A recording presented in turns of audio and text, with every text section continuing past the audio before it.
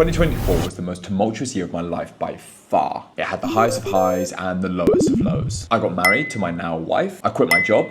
I traveled around the world. We made it, yay.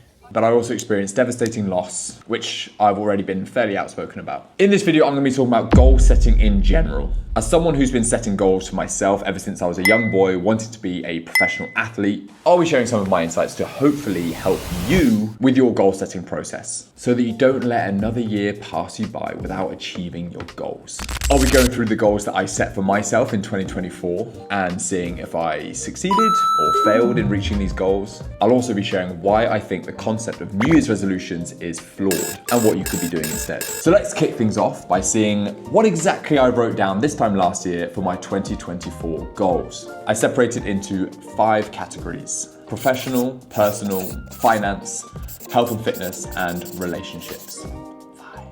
Looking at my goals now makes me realize just how much my life has changed in 1 year. Especially in my professional and personal life, but we'll get to them later in the video. So let's start with finance. Well, at the start of 2024, I set out a budget for myself, which I wanted to stick to for the entire year. This is because I was kind of losing track of my spending and I wasn't saving or investing as much as I would have liked. And I'm happy to say that for 10 months out of the 12, I did stick to that budget. I made my monthly investment contributions and savings contributions whilst also not really sacrificing my quality of life, which is good. Another huge step that I made financially was the fact that my wife and I set up our joint account, which is, I mean, in my head, it's a huge commitment and a huge step. We have our savings account, our current account, which we now pay into every month, and we share everything. Now, I say I hit 10 out of 12 months here because I actually quit my job 2 months ago. I'll talk more about that later. So for the last 2 months of the year, I didn't hit my investment contributions or savings contributions because it just didn't seem like the smart thing to do at the time, knowing that I don't have an income. Okay, now on to health and fitness. I always have health and fitness targets that I'm working towards. I love feeling like an athlete again. And honestly, this is the stuff that keeps me sane. This is the stuff that keeps me going. Without training, I can guarantee you that other aspects of my life will fall apart. It is just the thing that holds me together. My first goal that I wrote down was that I wanted to compete in a Hyrox Pro race. I did this in Taiwan and I actually won my age group and I qualified for the World Championships in Chicago, which is quite cool. But I'm not sure if I'm gonna go. Second one, I said I wanted to run another marathon, which I did in January, so that's great, tick. But this is where it starts going downhill. I said I wanted to run a sub 19-minute 5K time. My previous best is 19 minutes, 19 seconds. I did that a couple of years ago when I was super fit. I didn't get anywhere near to this year. Yeah, it's not something that I was close to achieving at all. I also want to improve my mobility, especially my hip mobility. I've got very tight hips and no real improvements were made on that front. Moving on, relationships. One thing I wrote down was that I wanted to do more travel and have more adventure with my beautiful wife. Tick that box. We have very full passports this year. We're very lucky. We love traveling. We've been to Japan. We had an amazing Japan trip with 2 of our best friends. France, UK, Vietnam, just come back from Sri Lanka. Lots of traveling was done this year and it was amazing, and more to come in 2025. I wanted to do one boys' holiday. These holidays are pretty different to holidays you go on with your loved ones, but that was a huge tick. I organized a stag do for one of my best friends. It consisted of 19 blokes going to Seoul in South Korea. It was a 4-day trip. It was honestly one of the best weekends, long weekends of my life. But enough about that. It was just a holiday of a lifetime, let's put it that way. Another goal is that I wanted to see my family and extended family more, multiple times across the year. This was a yes and a no. I did see them quite a few times, but it wasn't really under the best of circumstances. So yeah, it's a bit of an iffy one, that one. Okay, now on to the juicy stuff, my personal and professional lives. Personal, my top goal was to be fluent in French.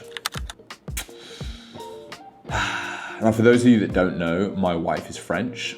Her family are French, obviously, but they don't speak English. My wife speaks English, but her family don't. So if I want to communicate with her family, then I need to speak French. And although I have made a lot of progress this year, huge progress. My wife and I regularly speak and text in French. I can confidently say that I'm not fluent yet. Goal not achieved, but we're working on it. maybe I need to work harder on it. Other goals included taking holidays with mum and dad, traveling around the world with them, which again, didn't end up happening, so reassessment needed. This is where it gets interesting and quite funny, actually, my professional goals. First one I had written down in my professional goals: stay in the company, which I was previously working at, get a promotion, and a 15% pay increase by the end of the year. Well, I've quit my job, I've got no stable income, and I've got no idea where the next paycheck's coming from. You tell me if I've succeeded or failed in that. So on paper, this is a huge failure. We can all see that. But we'll get more into this later in the video. I wanted to do a minimum of 6 MCing gigs. Now, MCing is when you're hosting an event on a microphone, which I kind of hit this year. This was a big focus of me at the start of the year, but actually I lost focus on it as the year progressed, as other opportunities kind of popped up. And I deprioritized this one a little bit in the second half of the year. Now, interestingly enough, nowhere in my goal setting for 2024 did I have anything about content creation or creating videos and social media. I didn't have anything about creating content, numbers of followers, starting a business, working with some awesome brands, and quitting my job to chase my dream. Didn't have that anywhere in the start of 2024. So this is where the failure versus success metric comes in. Despite missing a lot of my 2024 goals and not hitting them, I would categorically say that the outcome of my year was a success. It was massively challenging, but I would say it was a successful year. I found something that I'm extremely passionate about, creating content, and I've now built an audience of over 80,000 people across platforms who want to listen to what I have to say, which honestly still blows my mind when I think about it. 80,000 people, that's like a full stadium of people. Creeps me out, actually. It's too much to think about. But anyway, quite cool. I've worked with some really cool brands across the year who want to align themselves with me and my audience and my values, which I didn't anticipate in 2024. And I'm now in a position where I'm chasing my dream life. Everything I do day to day is building towards my dream. And I'm starting the new year exactly where I need to be, exactly where I should be. Now, my next video is going to be more about 2025 and my goals for the next year and how exactly I've gone through the process of setting my goals.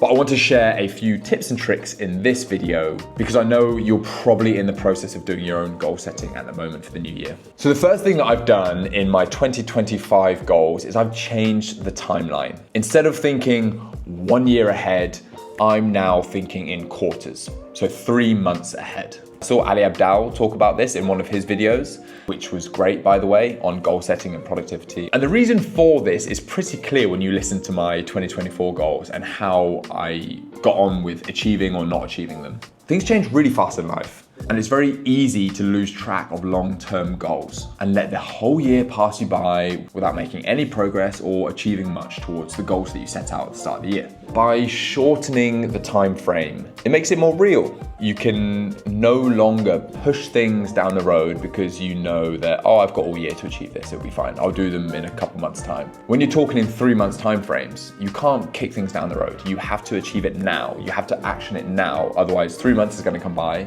and you're not going to have achieved your goal. My second tip is to not choose too many goals, especially in the same areas of life. I'll cover more of this in my next video. But essentially, narrow your focus on a few, stay laser focused on a few very important goals to you, instead of spreading yourself too thin. Very simple.